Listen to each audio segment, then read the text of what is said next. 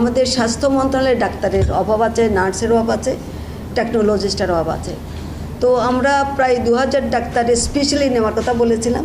সেই 2000 ডাক্তার আমরা পাবো, মানে এত তাড়াহুড়া করার মধ্যে উনি এত প্রেশার দিয়েছেন, সবাইকে সম্মত করিয়েছেন, শেষ পর্যন্ত আসলো সেপ্টেম্বরের 15 তারিখের মধ্যে আমরা এই ডাক্তারগুলো পাবো, 2000 ডাক্তার পাবো।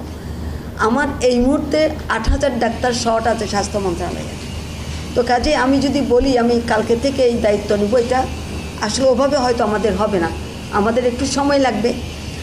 ওষুধপত্র সেগুলো বাজার থেকে না হয় কেনা যাবে, কিন্তু ডাক্তার তো আমি কিনতে পারবো না, নার্স তো আমি তাকে তো ট্রেনিং দিয়ে তৈরি করতে হবে, কিংবা বাজার থেকে আমাকে এমপ্লয়মেন্ট তৈরি করতে হবে। তো এই যে বললাম আমার 8000-এর মধ্যে 2000-এর ঘাটতি পূরণ হবে সেপ্টেম্বরের 15 তারিখের মধ্যে। কাজে এর মধ্যেও আমরা যেটা চেষ্টা করব, আপ্রাণ চেষ্টা করব, যাতে আমরা যে হাসপাতালগুলিকে আমাদের স্বাস্থ্য মন্ত্রণালয়ের মাধ্যমে পরিচালনা করার দায়িত্ব নিতে যাচ্ছি, সেগুলোতে যাতে ইমিডিয়েটলি কিছু কাজ করা যায়।